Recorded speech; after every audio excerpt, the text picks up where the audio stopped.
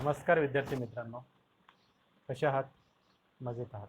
तर विद्यार्थी मित्रांनो, आज आपण अध्यापन क्रियेसाठी अत्यंत महत्त्वाचा घटक मी तुमच्यासाठी घेऊन आलेलो आहे. विद्यार्थी मित्रांनो, इयत्ता 12वी मराठी युवक भारती ह्या आपल्या पाठ्यपुस्तकातील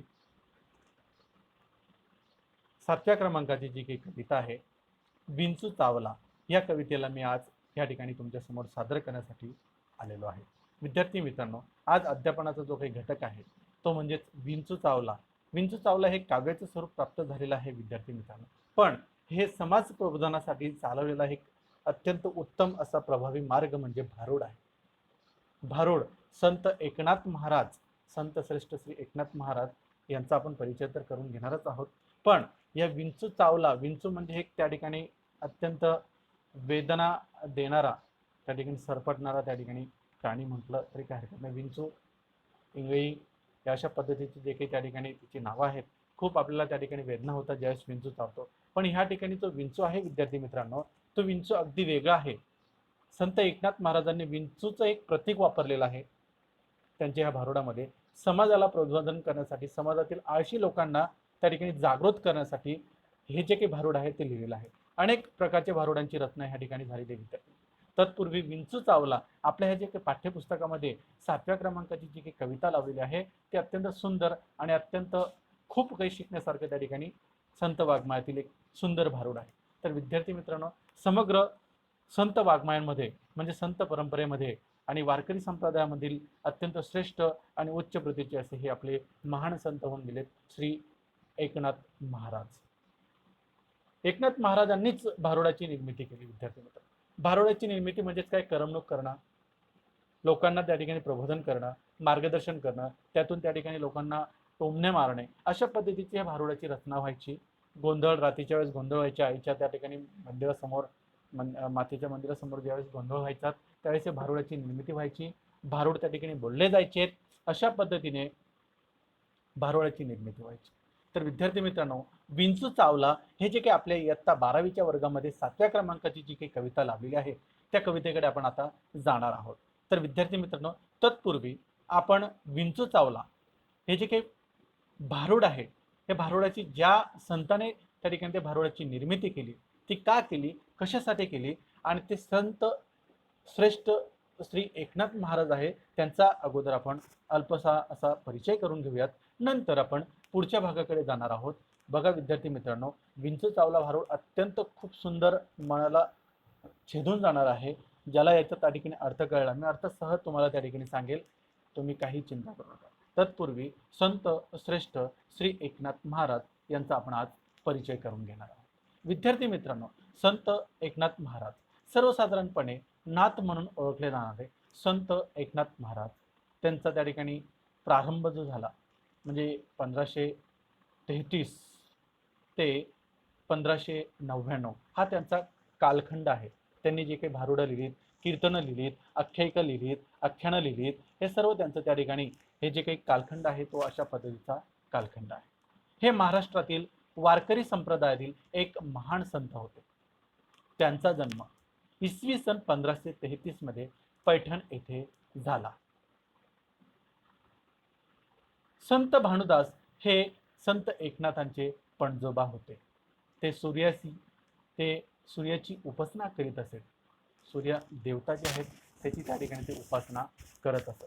संत श्री एकनाथ महाराजांच्या वडिलांचे नाव सूर्यनारायण होते. आईचे नाव रुक्मिणी होते. आई वडिलांचा सहवास त्यांना फार काळ लाभला नाही. त्यांचे पालन पोषण आजोबांनी केले. चक्रपाणी आणि सरस्वती हे त्यांचे आजोबा व आजी होत. संत श्रेष्ठ एकनाथ महाराजांचे गुरु सद्गुरु श्री जनार्दन स्वामी हे देवगड म्हणजेच देवगिरी येथे यवन दरबारी अधिपती होते. हे मूळचे चाळीसगावचे रहिवासी होते. त्यांचे आडनाव देपांडे असे होते. ते दत्तोपासक होते. गुरु म्हणून संत एकनाथांनी त्यांना मनोमन वरले होते, पूजले होते. नाथांनी परिश्रम करून गुरुसेवा केली आणि साक्षात दत्तात्रेयांनी त्यांना दर्शन दिले. द्वारपाल म्हणून दत्तात्रय नाथांच्या दारी उभे असत असे म्हणतात. नाथांनी अनेक तीर्थयात्राही केल्या. एकनाथ महाराजांनी पैठण जवळच्या वैजापूर येथील एका मुलीशी विवाह केला.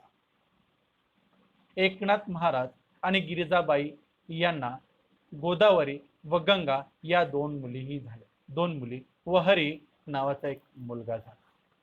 त्यांचा मुलगा हरिपंडित झाला. त्याने नाथांचे शिष्यत्व पत्करले.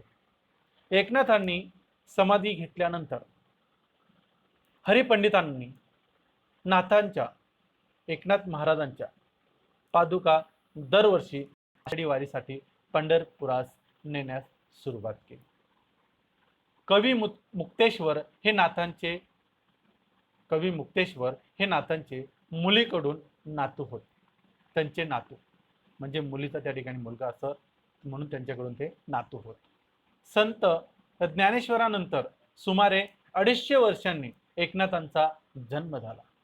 संत ज्ञानेश्वर माऊलींचा 11व्या शतकामध्ये म्हणजे 12व्या शतकामध्ये त्यांचा जन्म झाला होता.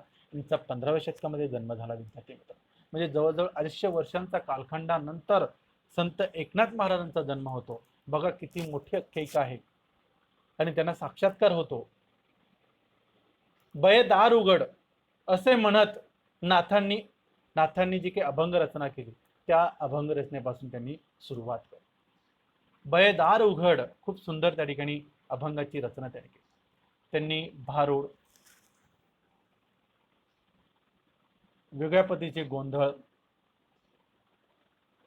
त्यानंतर सर्व लोकांना प्रबोधन करण्याचं काम त्यांनी त्या ठिकाणी केलं. जोगव्याचं काम केलं. जोगवा जे मागतात, गोंधळ जे करतात, त्या पद्धतीचे त्यांनी त्या ठिकाणी काम केलं. गोंधळ यांच्या सहाय्याने जनजागृती केली. हे जे काही गोंधळ, जोगवा, भारूड हे असे नवीन नवीन जे काही अभंग यांच्या सहाय्याने, यांच्या ह्या शब्दाच्या विरुक्तीमुळे, शब्दाच्या ह्या बाणामुळे, शब्दाच्या ह्या त्या ठिकाणी सुंदरतेमुळे, ह्या सर्वांच्या सहाय्याने, या मदतीने जनजागृती केली. एकनाथ महाराज हे संत कवी, पंत कवी व तंत कवी होते. एकनाथ महाराज हे संत कवी होते, पंत कवी होते आणि तंत कवी होते. त्यांनी पहिल्या साहित्याद्वारे, जे काही पहिलं साहित्य आहे, जनतेचे रंजन व प्रबोधन केले. ते एका जनार्दन म्हणून स्वतःचा उल्लेख करतात. ते एका जनार्दन म्हणून स्वतःचा उल्लेख करतात. एका जनार्दनी ही त्यांची नाद मुद्रा आहे. एका जनार्दन म्हणजे जनार्दन महाराज त्यांचे स्वामी आहेत, गुरु आहेत. एका जनार्दन म्हणजे त्यांचा एक ती नाद मुद्रा आहे. विद्यार्थी मित्र, एकनाथी भागवत हा त्यांचा लोकप्रिय ग्रंथ आहे.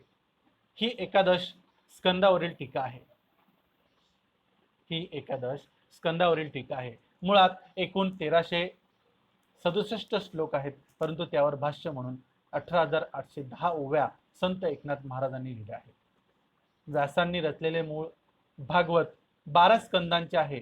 नाथांनी लिहिलेल्या भावार्थ रामायणाच्या सुमारे 40,000 ओव्या आहेत. रुक्मिणी स्वयंवर हेही काव्य त्यांनीच लिहिले आहे. दत्ताची आरती ही त्रिगुणात्मक त्रयमूर्ती दत्त हा जाण त्यांनी तेच ती आरतीचं त्या ठिकाणी लिहिलेली आहे. त्यांची ही जी काही आरती आहे, गणपती समोर गायच्या आरत्यापैकी एक आहे. तिथं गणपती झालेला आहे. सर्वात महत्वाचे म्हणजे एकनाथांनी ज्ञानेश्वरीची प्रत शुद्ध केली. एकनाथांनी ज्ञानेश्वरीची प्रत शुद्ध केली. नाथ हे महावैष्णव होते, दत्तभक्त होते, देवी भक्त होते. जातीभेद दूर करण्यासाठी यांनी आयुष्यभर प्रयत्न केले. फाल्गुन वैद्य षष्ठी शके 1521, 16 फेब्रुवारी इसवी सन 1599, 16 फेब्रुवारी इसवी सन 1599 या दिवशी संत एकनाथ महाराजांनी देह ठेवला. देह ठेवणे म्हणजे समाधी घेतली.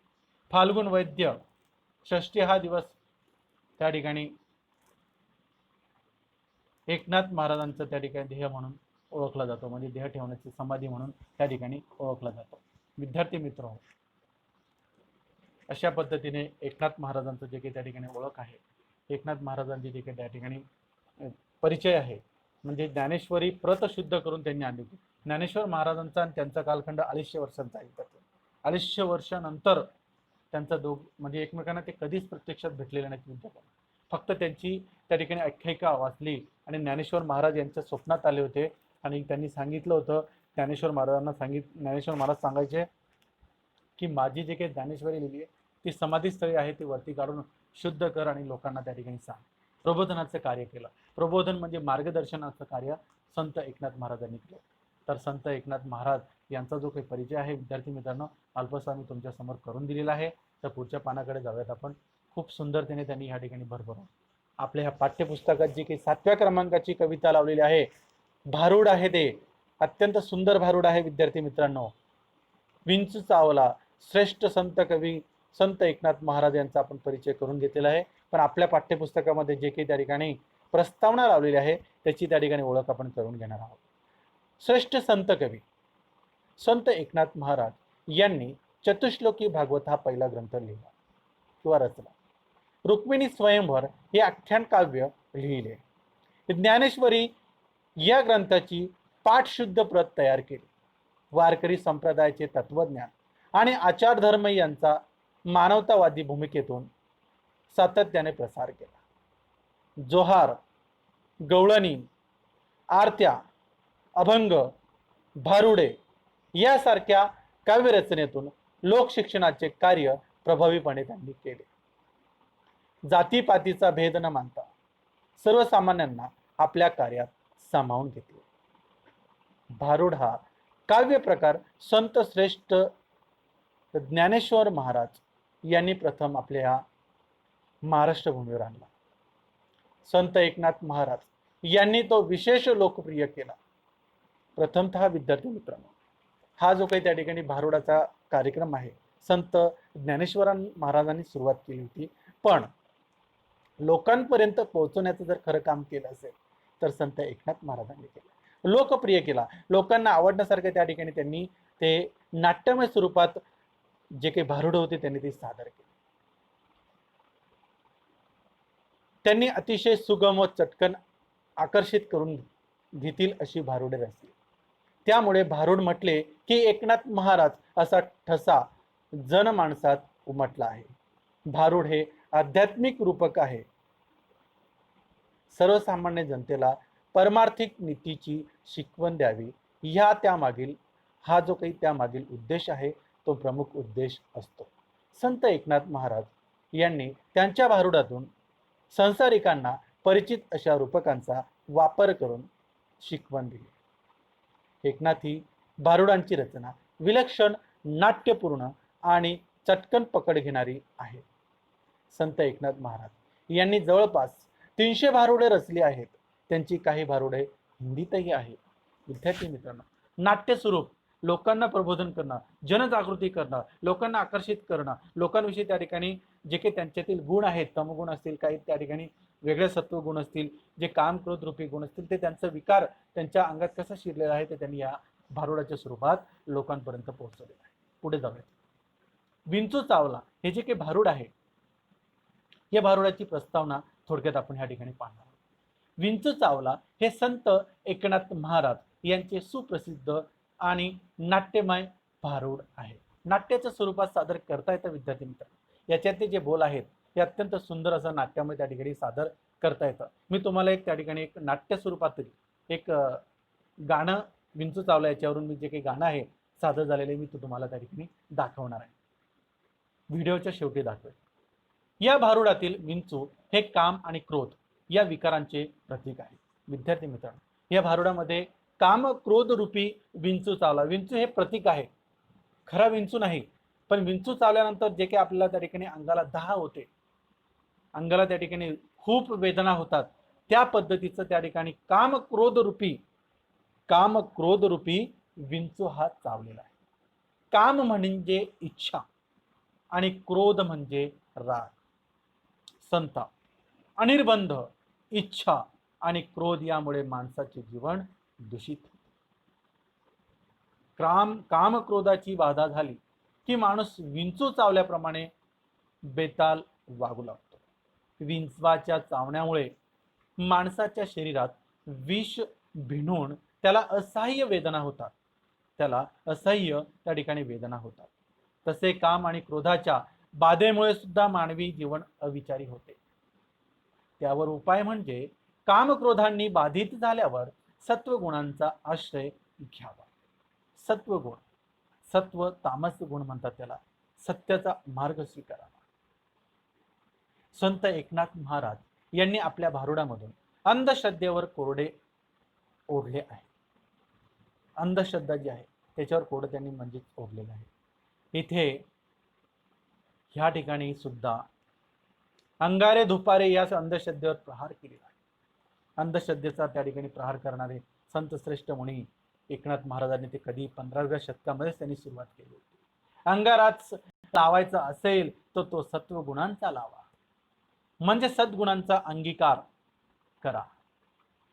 मग दुर्गुण जाऊन सद्गुणांचा विकास होईल आणि समाधान लाभेल, असा मोलाचा उपदेश या प्रस्तुत अभंगरूपी भारुडारूपी भारुडात त्यांनी सांगितलेला आहे.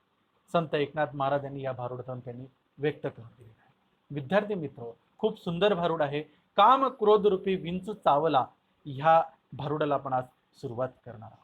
आतापर्यंतचा जो काही आपला प्रवास होता विद्यार्थी मित्रांनो, तो म्हणजेच संत एकनाथ महाराजांचा त्या ठिकाणी परिचय, त्यानंतर त्यांची या भारुडाविषयीची संकल्पनिक दृष्टिकोन. पण भारुडाची जी काही मध्यवर्ती कल्पना आहे विद्यार्थी मित्र, भारुड हे आध्यात्मिक रूपक असते. विंचू चावला या भारुडात काम क्रोध हे विकारांचे प्रतीक आहे. या तमोगुणांचा नाश करण्यासाठी सत्वगुण अंगी बाणवावेत आणि अंतःकरण शुद्ध करावी, असा संदेश या भारुडातून संत एकनाथ महाराज जनसामान्यांना देतात. विद्यार्थी मित्र, संत मुनी जे आहे त्यांच्या म्हणजेच संतांच्या जर आपण बरोबर राहिलं, संतांसोबत जर राहिलं, तर खरोखर आपल्या विचारांमध्ये आचारांमध्ये आपल्याला खरोखर फरक त्या ठिकाणी पडत असतो. विद्यार्थी मित्रांनो, भारुड हे एक असं स्वरूप आहे, नाट्यमय स्वरूप आहे, कथेत्मक स्वरूप आहे, एक सादरीकरणाच्या स्वरूपातील अत्यंत उत्तम असं साधन आहे. कोणाला जर त्या ठिकाणी आपल्याला टोमणा मारायचा असेल तर या भारुडाच्या स्वरूपात मारला जायचा. हे काम क्रोध, ज्याच्या अंगात आळस शिरलेला आहे, कामाचं दुःख लागतं, काम करायला त्याची इच्छा होत नाही, तो काम क्रोध रूपी विंचू या ठिकाणी चावलेला आहे. जसं विंचू चावल्यानंतर आपल्याला वेदना होतात, तसं काम क्रोध आपल्यातील जो काही काम, इच्छा, वासना, क्रोध हे ज्या काही गोष्टी आपल्या शरीरामध्ये शिरलेल्या असतात विद्यार्थ्यांनो, त्याविषयी ह्या ठिकाणी नाथांनी म्हणजेच एकनाथ महाराजांनी अत्यंत सुंदर उदाहरण असं या ठिकाणी दिलेलं आहे. तर पुढे जाऊयात विद्यार्थी मित्रांनो, आपण प्रत्यक्ष विंचू चावला ह्या भारुडाला सुरुवात करूया. विद्यार्थी मित्रांनो, अत्यंत सुंदर आणि हृदयाला स्पर्श करून जाणार असं त्या ठिकाणी एक सुंदर भारुड आहे. तर विद्यार्थी मित्रांनो, तुम्हाला याच्या अगोदर म्हणजेच हे जे काही भारुड आहे या भारुडाचं मी तुम्हाला थोडक्यात सादरीकरण ऑडिओच्या स्वरूपात देतो, त्यानंतर मग आपण पुढे जाणार आहोत.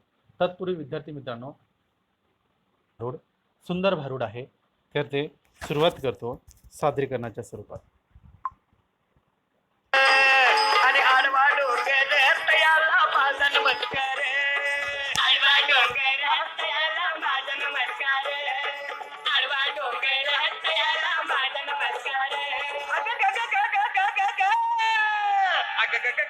विंचू चावला देवा रे देवा, विंचू चावला कसं मी करू, विंचू चावला कुणाला सांगू, विंचू चावला बया बया बया, विंचू चावला विंचू चावला विंचू चावला विंचू चावला. अबो महाराज, झालं काय एकाएकी बेंबीच्या देठापासून ओरडताय तवा? काम क्रोध विंचू चावला, अरे अरे अरे अरे तम घाम अंगाशी आला, कार माझा प्राण चालेला. अगे ग ग ग ग ग विंचू चावला महाराज महाराज, अगे ग ग ग ग विंचू चावला काय मी करू, विंचू चावला अरे देवा विंचू चावला कुणाला सांगू, विंचू चावला बाय बाय बाय, विंचू चावला विंचू चावला विंचू चावला विंचू चावला. मनुष्य इंगळी अति दारुण, हा हा म्हणजे अति दारुण. दारूचा आणि इंगळीचा काही संबंध नाही. दारुण म्हणजे भयंकर भयंकर म्हणजे तो अभ्यंकर का? अभ्यंकरचाही संबंध नाही. अभ्यंकर नव्हे, भयंकर. भयंकर म्हणजे अति भयंकर. आणि अति भयंकर म्हणजे खूप भयंकर. आणि खूप भयंकर म्हणजे मायंदाळ भयंकर. आणि मायंदाळ भयंकर म्हणजे तुझा दात काढल्यावर जेवढा त्रास होईल तेवढा भयंकर. बापरे. मनुष्य इंगळी अति दारुण मदनांगा मारिला तिनं म्हणजे त्या खालच्या आळीतल्या गंगीनं. गंगीचा आणि तिचे काय संबंध? अरे मग त्या रंगीनं कुणाचाही संबंध नाही. तिनं म्हणजे त्या इंगळीनं. त्या इंगळीनं? महाराज इंगळी म्हणजे मोठा विंचू. मोठा विंचू? अंदाजे केवढा विंचू? तुझ्या एवढा. अरे बाप रे. मनुष्य इंगळी अति दारुण मदनागा मारिला तिनं सर्वांगी वेदना जाणत्या इंगळीची. अग ग ग ग ग ग अग ग ग ग ग इंदू चावला काय मी करू. इंदू चावला अरे देवा रे देवा. इंदू चावला आणि कुणाला सांगू. इंदू चावला अगं भया भया भया. इंदू चावला अरे विंचू चावला विंचू चावला विंचू चावला. या विंचवाला उतारा म्हणजे गंडा तोरा दुपारती आरती पंचारती वाजंत्री संत्री आणि मंत्री असला उतारा चालत नाही. हा मग हे गरमागरम पावशेर काय ते नाही दूध असलाही उतारा चालत नाही. या विंचवाला उतारा तमोगुण मागे सारा. हा म्हणजे तंबाखू चुना खायचं एकदम कमी करा. तंबाखू चुन्याचा इथे काय संबंध? तमोगुण म्हणजे काय? काय तमोगुण म्हणजे गर्वानं छातीचा फुगा फुगला असेल तर पिन लावून थोडीशी हवा कमी करा. मी मारतो की पिन. या विंचवाला उतारा तमोगुण मागे सारा. सत्वगुण लावांगारान विंचू इंगळी उतरे थरथरा. सत्य उतारा येऊन आला का? अहो सत्य उतारा येऊन अवघा सारीला तमोगुण. बरं झाले किंचित राहिली फुडफुड. अजून राहिलीस का? शांत केली जनार्दने बोला पुंडरी गवरणे हरी विठ्ठल श्री ज्ञानदेव तुकाराम पंढरीनाथ महाराज की जय. जय जय विठ्ठल जय हरी विठ्ठल जय जय विठ्ठल जय हरी विठ्ठल जय जय विठ्ठल जय हरी विठ्ठल जय जय विठ्ठल जय हरी विठ्ठल जय जय विठ्ठल जय हरी विठ्ठल जय जय विठ्ठल जय हरी विठ्ठल. तर विद्यार्थी मित्रांनो, हे छोटंसं संगीतमय म्हणजे नाट्याच्या स्वरूपात हे जे काही भारूड होतं मी तुमच्यासमोर त्या ठिकाणी सादर केलेलं आहे. विद्यार्थी मित्रांनो, हे यूट्यूबवरून मी तुमच्यापर्यंत मी त्या ठिकाणी पोहोचवलेलं आहे. तर हेच अशा स्वरूपाचं भारूड आपल्या ह्या पाठ्यक्रमामध्ये त्या ठिकाणी लावलेलं आहे. अत्यंत सुंदर आणि हृदयाला स्पर्श करून जाणारं असं भारूड आहे. तर विद्यार्थी मित्रांनो, या भारूडाची त्या ठिकाणी जी काही चाल आहे, भारूडाचं जे काही वाचन आहे, मी पुढच्या व्हिडिओमध्ये तुम्हाला करून देणार आहे. तत्पूर्वी विद्यार्थी मित्रांनो, आत्ताच्या व्हिडिओमध्ये एवढंच ह्या ठिकाणी आपण ह्या ठिकाणी पाहणार आहोत. मध्यवर्ती कल्पना आणि हे जे काही त्या ठिकाणी संत एकनाथ महाराज होते. भारूड म्हणजे काय? भारूड म्हणजे बहुरूढ ते भारूड, त्याला भारूड असं म्हटलं जातं. विद्यार्थी मित्रांनो, बहुरूढ ते भारूड अशी संकल्पना ह्या ठिकाणी सांगितलेली आहे. विद्यार्थी मित्रांनो, भारूडाचा अर्थ म्हणजे लोकांना प्रबोधन करण्यासाठी, लोकांना त्या ठिकाणी अत्यंत चांगलं मार्गदर्शन करण्यासाठी भारूडाची निर्मिती झाली. तर विद्यार्थी मित्रांनो, बहुरूढ ते भारूड म्हणजेच भारूडात ह्या ठिकाणी आध्यात्मिक रूपक वापरलेलं असतं. बहुरूढ ते भारूड आध्यात्मिक रूपक वापरून प्रतीकांमधून लोकांना शिक्षण दिलं जातं, लोकांना प्रबोधन केलं जातं. अशी नाट्यमय जी रचना आहे, अशी नाट्याच्या स्वरूपात जी काही रचना केलेली असते त्यालाच भारूड असं म्हटलं गेलेलं आहे. भारूडाची निर्मिती संत ज्ञानेश्वर महाराजांपासून झाली, पण खरोखर लोकप्रचलित लोकांपर्यंत, लोकांना प्रिय लोकांपर्यंत पोहोचण्याचं काम संत एकनाथ महाराजांनी केलं आहे. विद्यार्थी मित्रांनो, तत्पूर्वी आपण पुढच्या भागाला भेटूयात. तत्पूर्वी धन्यवाद. पुन्हा भेटूया. चला तर मग आपण पुढच्या विभागामध्ये एक एक पहिले वाचन काम करून घेऊ. जे विंचू चावला भारूड आहे ते माझ्या आवाजात मी त्या ठिकाणी ते वाचन काम करेल, म्हणजे ते त्या ठिकाणी वाचेल, सादरीकरण करेल. त्यानंतर एक एक कडव्याचं म्हणजे जे काही 3-3, 4-4 ओव्यांचे कडवे आहेत त्याचं त्या ठिकाणी मी स्पष्टीकरण देणार आहे, भावार्थ देणार. तत्पूर्वी धन्यवाद. भेटूया पुन्हा.